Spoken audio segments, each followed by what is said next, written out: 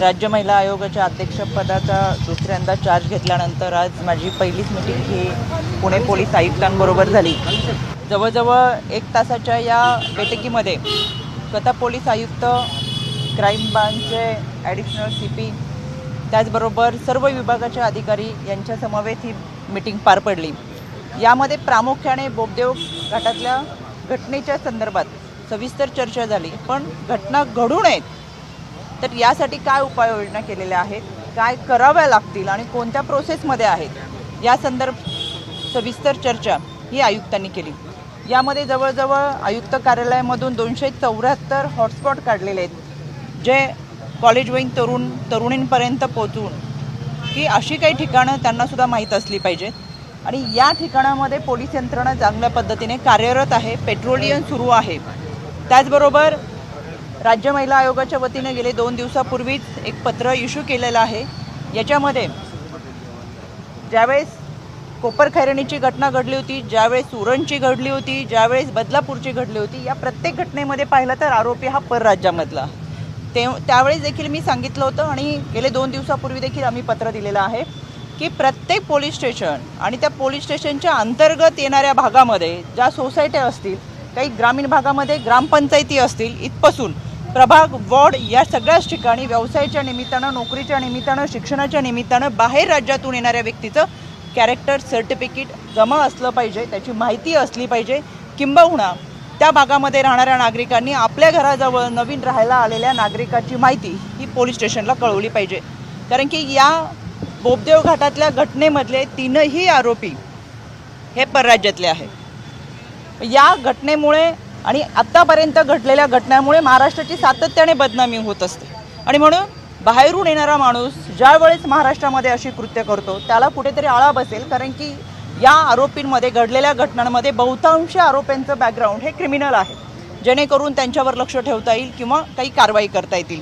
त्याचबरोबर CCTV कॅमेरे बसवण्यासाठीचा GR देखील निघालेला आहे। मग तो शाळा कॉलेजच्या कॅम्पसमध्ये असेल, गर्दीच्या ठिकाणी असेल, मंडई असेल, हे अशा ठिकाणी, बाजारपेठा असतील, अशा ठिकाणी CCTV कॅमेऱ्यांची लवकरात लवकर अंमलबजावणी होती आहे। दुसरा मुद्दा या ठिकाणी आयोगाच्या वतीने मांडण्यात आला, पुणे शहरामध्ये अनेक ठिकाणी स्ट्रीट लाईटच्या संदर्भात काही पत्र आयुक्त कार्यालयामधून महानगरपालिकेला दिले। 2 दिवसामध्ये पुणे महानगरपालिका आयुक्तांची देखील मीटिंग घेऊन संबंधित विभागामध्ये जिथं जिथं त्यांनी सांगितलेत की अंधार होतोय, बोबदेव भागातल्या घटनेमध्ये सुद्धा आपण पाहिलं तिथं कुठे ज्या भागात घडली तिकडे स्ट्रीट लाईट, परत साधी घटना घडली ती रस्त्यापासून खूप आतमध्ये होती, तिथे CCTV कॅमेरे किंवा लाईट नाही आहे आणि त्याच्यामुळे आरोपी पकडण्यासाठी झालेली दिरंगाई असेल, कारण की तपास करण्यासाठी हातामध्ये कोणतेच पुरावे नव्हते।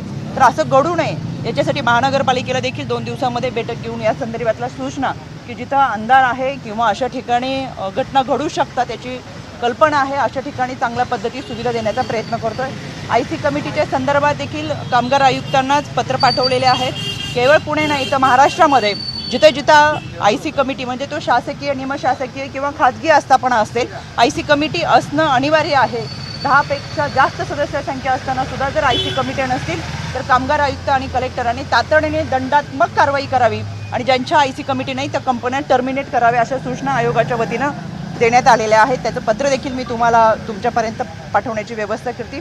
शाळा कॉलेजच्या बसेसच्या संदर्भात सुद्धा नियमावली तयार केलेली आहे आणि स्वतः पोलीस आयुक्तांनी देखील अनेक शिक्षण संस्थेच्या संचालक मंडळ असेल किंवा त्यांचे संस्थापक असतील, या कमिट्या असतील, यांच्याबरोबर बैठका घेतलेल्या आहेत आणि तशा सूचना या माध्यमातून दिलेल्या आहेत। त्याचबरोबर बीट मार्शल, दामिनी पथक हे शाळा कॉलेजच्या कॅम्पसमध्ये प्राईम टाईममध्ये उपस्थित राहतील, तशाही सूचना या सगळ्यांना दिलेल्या आहेत। पण आता सध्या बाहेरून या बोबदेव घाटातल्या घटनेमध्ये संबंधित पीडिता देखील ही सुरतची आहे आणि त्या मुलीसोबत असलेली व्यक्तीसुद्धा ही जळगावची होती।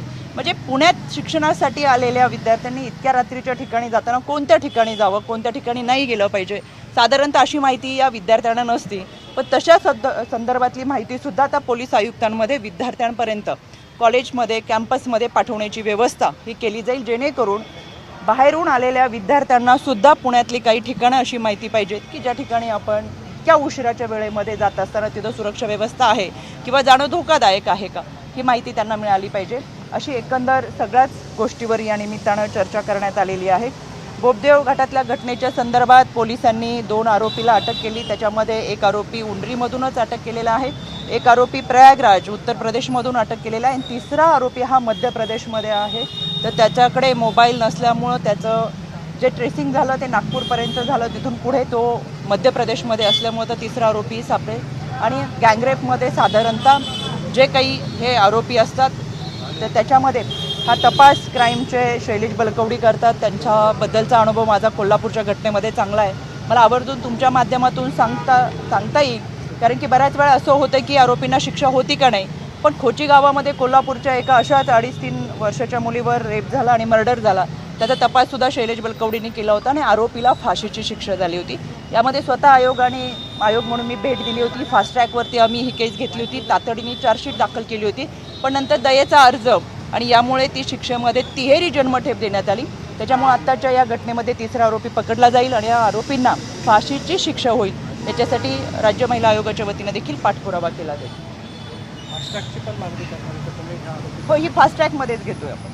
मॅडम, या आरोपीवरती यापूर्वी सुद्धा यांनी गँगरेप केलं होतं आणि त्यांची सुटका झाली होती. बिजवण पोलीस स्टेशनला त्यांच्या विरोधात 2019ला गँगरेपचा गुन्हा आहे. गोंदियामध्ये पण यापूर्वी गँगरेप केलेला आहे. सुटका होती, त्यामुळे काही कठोर असं कायद्यामध्ये तरतूद करणार आहे. आत्ताच्या भारतीय न्याय संहिता या नवीन घटना ज्या संसदेमध्ये पारित करण्यात आलेल्या आहे त्यानुसार आत्तापर्यंत ज्या कलमांमध्ये त्रुटी राहिल्या त्या दुरुस्त करून नव्यानं आपल्याकडे कायदा आता पारित झालेला आहे. त्याच्यामुळे अतिशय कडक कारवाई या सगळ्या घटनांमध्ये होईल. इथून मागंही अनेक गोष्टी अशा होते की आपल्याला वाटत होतं आरोपीला याच्यामध्ये चांगल्या पद्धतीची शिक्षा व्हावी, पण आत्ता अगदी DVमध्ये सुद्धा आणि या रेप केसेसमध्ये सुद्धा भारतीय न्याय संहितेने नव्याने दिलेल्या कलमानुसार अतिशय कडक कारवाई ही आरोपींमध्ये होईल. त्याच्यामुळे इथून मागं ज्या त्रुटी होत्या त्या आता दुरुस्त करण्यात आलेल्या आहेत आणि या दुरुस्त कलमांनुसार ही कारवाई केली जाईल. फास्ट ट्रॅकचं तुम्ही बोललात, पण पुणे जे कार्यालय आहे किंवा कोर्ट आहे त्याच्यात पॉस्कोच्या केसेस चालवणारं एक निश्चित कोर्ट नाही आहे आणि केसेस खूप आहेत. 3600 काहीतरी केसेस आहेत. तर या केसेस लवकर चालाव्यासाठी काहीतरी बोलण्यात आलं. नक्कीच, कारण की कोणत्याही घटनेच्या संदर्भात फास्ट ट्रॅक क्रिएट करताना जिल्हा सत्र न्यायालयाच्या माध्यमातून ते कोर्ट क्रिएट केलं जातं आणि तो तपास फास्ट ट्रॅकवरती घेतला जातो. इतर केसेस ह्या कोर्टाच्या माध्यमातून चालवले जातात. त्याच्यामुळे अशा केसेस लवकरात लवकर फास्ट ट्रॅकच्या माध्यमातून जावं आणि आरोपीला शिक्षा आणि पीडितेला न्याय व्हावी ही भूमिका मांडण्यात येते. त्याच्यामुळे त्याच्यासाठी आम्ही निश्चितपणाने प्रयत्न करू. नुकतीच तुमची नियुक्ती झाली, त्यानंतर खरं तर राजकीय विधान परिषदेच्या निवडीवरून राजकारण तुमच्या पक्षामध्ये तुमच्या निवडीवर ॲक्शन घेण्यात आले, तुमच्यापर्यंत पोहोचले असेल. खरं तर शहराध्यक्षांनी राजीनामा देण्याची तयारी दर्शवली आणि त्यांचं म्हणणं होतं की एकाला वेगळा न्याय आणि दुसऱ्याला वेगळा न्याय का दिला जातोय पक्षामध्ये. मला असं वाटतं की त्यांच्या शहराध्यक्षाची नियुक्ती होत असताना रुपाली चाकणकरनी पक्षाला शिफारस केली आणि नियुक्तीपत्र देईपर्यंत रुपाली चाकणकर एक भगिनी म्हणून त्यांच्याबरोबर होत्या. पण त्यांच्या अशा पद्धतीची वक्तव्य जी आलेत ते मला काही समजलं नाही, पण मी सविस्तर माहिती घेतली. तुम्हाला विधान परिषदेची अपेक्षा होती? अपेक्षा म्हणजे तीन सदस्य हे आमच्या पक्षाकडून, म्हणजे तुम्हाला सगळ्यांना माहिती आहे 12 राज्यपाल नियुक्त्यांच्या जागा होत्या पण 7च घेतल्या गेल्या. पण 3 सदस्य जर आमच्याकडून गेले असते तर एक महिला म्हणून ती संधी मला मिळाली असती, कारण की माझं नाव सुरुवातीपासून यादीत होतं. पण 2 सदस्य असल्यामुळं कदाचित पुन्हा एकदा राज्य महिला आयोग देण्यात आलं.